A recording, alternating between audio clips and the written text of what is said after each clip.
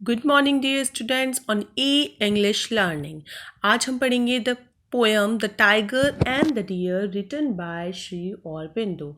इसका हम line to line explanation करेंगे। इसका देखिए, सबसे पहले श्री ऑरबिंदो के बारे में हम देखते हैं कि इज़ अ ग्रेट पोइट है, ग्रेट फिलोसोफर, दार्शनिक है, शॉर्ट स्टोरी राइटर हैं, ड्रामाटिस्ट हैं और बहुत अच्छी इन्होंने पोएम कई जो है वो नेचर के ऊपर पोएम लिखी है, बहुत सारे फिलोसफिकल पोएम लिखी है। सावित्री इनका क्या है, महान एपिक है, बहुत अच्छा एपिक है, एक इंडियन लिटरेचर पोइट है ये। ओके, अब देखिए, अगर हम इस पोयम की बात करें the tiger and the deer की, तो यहाँ पे जो टाइगर एंड डियर है उसके माध्यम से ये दो सिंबल लिए गए हैं नेचर से, दो एनिमल्स लिए गए हैं नेचर से।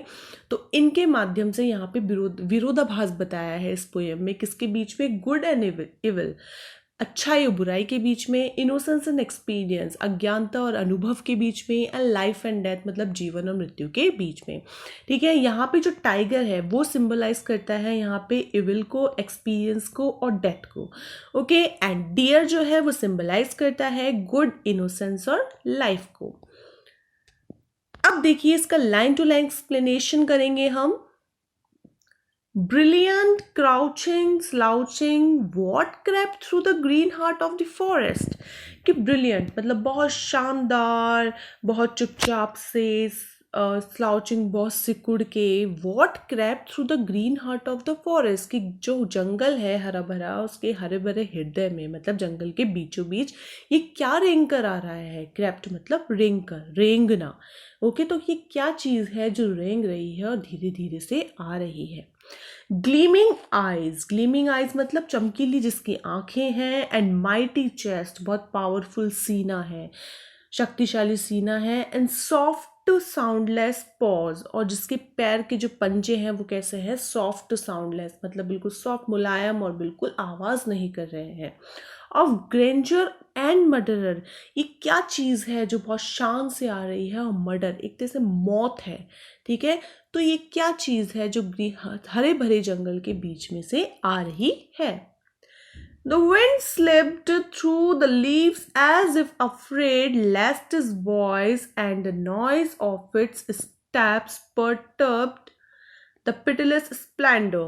The wind slipped, जो हवा है वो बह रही है, वो स्लिप हो रही है, गुजर रही है, थ्रू द लीव्स, किसके बीच में से गुजर रही है, पत्तियों के बीच में से, एज इफ अफ्रेड, ऐसे गुजर रही है मानो, ऐसा लग रहा है मानो, अफ्रेड लेस्ट इज वॉइस, जैसे कि वो भी क्या हो, डरी हुई हो, मतलब जैसे हवा भी आसपास क्या कर रही हो, उस जो चीज़ जंगल में से आ रहा है वो जीव उससे क्या हो, डरी हुई हो।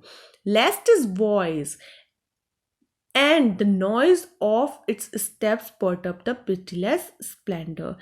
Lest his voice मतलब बहुत धीरे से उसकी आवाज़ है, and the noise of its steps, और उसके जो कदमों की आवाज़ है, perturbed मतलब आगे बढ़ रही है वो व्याकुल होके, द पिटिलेस स्प्लेंडर, कैसा एक पिटिलेस स्प्लेंडर है, ऐसी कोई चीज़ है जो पिटिलेस है मतलब निर्दयी है, स्प्लेंडर मतलब बहुत शान शौकत है।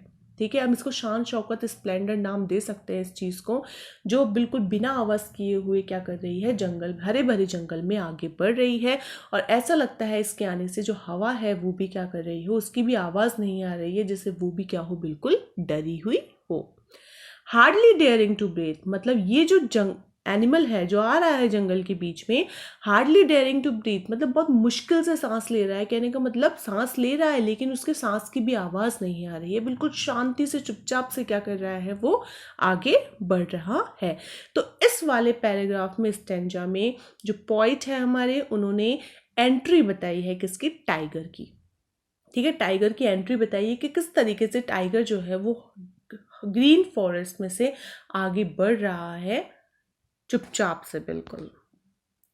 नेक्स्ट देखिए, but the great beast crouched and crabbed and crouched the last time noiseless fatal.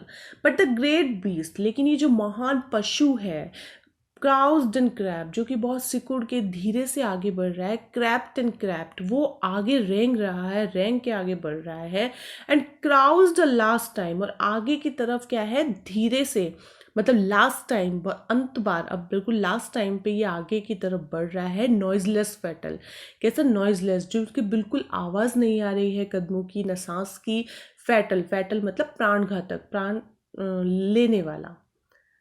Till suddenly death leaped on the beautiful wild deer as it drank. अब कब तक आगे बढ़ा, जब तक कि डेथ लीप्ड, मृत्यु, मतलब ये जो एनिमल ग्रीन हर्ट में से, जो फॉरेस्ट के ग्रीन हर्ट में से आ रही थी, ये अचानक से लीप्ड ऑन मतलब उछल गई किस पे, द ब्यूटीफुल वाइल्ड डियर, जो सुंदर वाइल्ड जंगली जो हिरण है उस पर, एज इट ड्रैंक। कब, जब ये ब्यूटीफुल एनिमल जो डियर है वो क्या कर रहा था, पानी पी रहा था। Unsuspecting from the great pool in the forest coolness and shadow. Unsuspecting मतलब उसको सस्पेक्ट, आशा मतलब संदेह भी नहीं था, डाउट भी नहीं था कि ऐसा मेरे साथ कुछ होने वाला है, कि मेरी मौत आने वाली है, मुझ पर कोई हमला करने वाला है अचानक से। वो तो आराम से क्या कर रहा था, पूल में से पानी पी रहा था। From the great pool in the forest, कहाँ से, जो जंगल में वो ठंडा ठंडा सा क्या था, एक पूल था, एक, ठीक है, एक पूल था, तो उसमें से क्या कर रहा था, वो ठंडा ठंडा पानी अपने एंजॉय कर रहा था, ठंडा ठंडा पानी पी रहा था। शेडो, छाया में क्या कर रहा था, पानी पी रहा था। उसको ज़रा सा भी डाउट नहीं था कि अचानक से कोई ऐसा एनिमल आएगा और या फिर ऐसी मेरी मौत आ जाएगी। क्योंकि हम देखते हैं कि किस तरीके से जो शेर वगैरह होते हैं या क्रोकोडाइल्स वगैरह होते हैं, वो बहुत धीरे धीरे अपने शिकारी को, अपने शिकारी पर शिकार करने के लिए बहुत धीरे धीरे आगे बढ़ते हैं रेंग कर, और फिर क्या करते हैं, सडनली एकदम से उस पर झपट्टा मार देते हैं, उनको मार देते हैं। ओके, अब देखिए, and it fail and torn. अब इट किसके लिए आया है यहाँ पे, हिरण के लिए, डियर के लिए, कि इट फेल, अब जो हिरण है वो क्या है, गिर जाता है अचानक से। जैसे ही उस पर हमला करता है टाइगर, तो हिरण गिर जाता है। एंड टॉर्न, और उसको बिल्कुल फाड़ देता है, चीर देता है। डाइड रिमेंबरिंग इट्स मेट, और इस तरीके से हिरण जो है वो मर जाता है। रिमेंबरिंग इट्स मेट, मेट मतलब अपने साथी को याद करते हुए।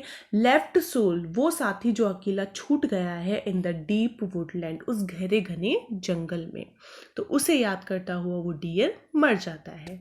Destroyed the mild harmless beauty by the strong cruel beauty in nature. देखिए ये बहुत ज़्यादा इंपॉर्टेंट लाइन है।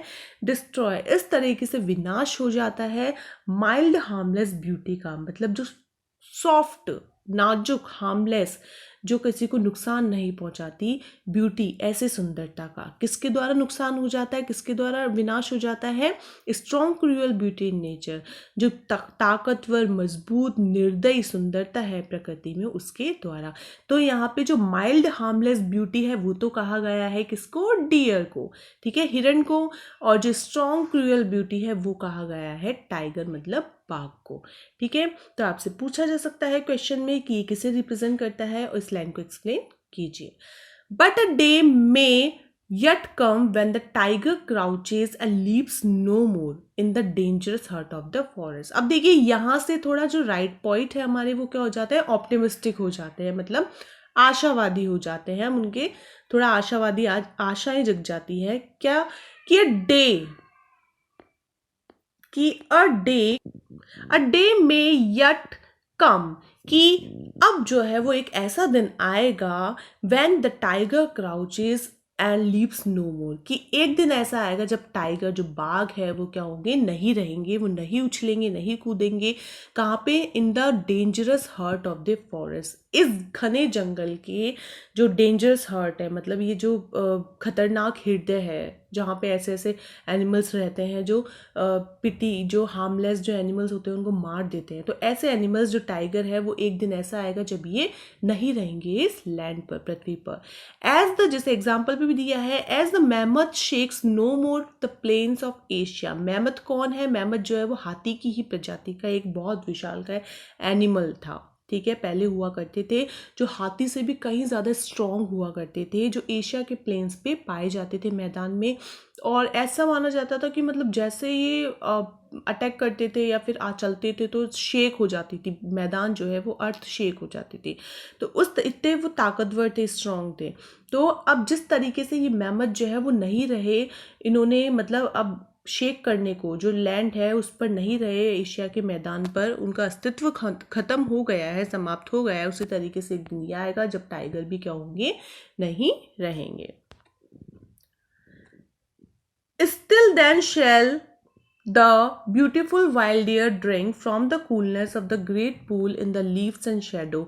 और फिर जब टाइगर है वो तो खत्म हो जाएंगे, और उस टाइम पे जो डियर है, ब्यूटीफुल वाइट डियर है, वाइल्ड डियर, जो जंगली हिरण है जो कि हार्मलेस है, ब्यूटीफुल है, सॉफ्ट है, वो क्या करेंगे, वो जंगल की जो पूल है उस पर ठंडा ठंडा पानी जो है वो छाया में पीते रहेंगे.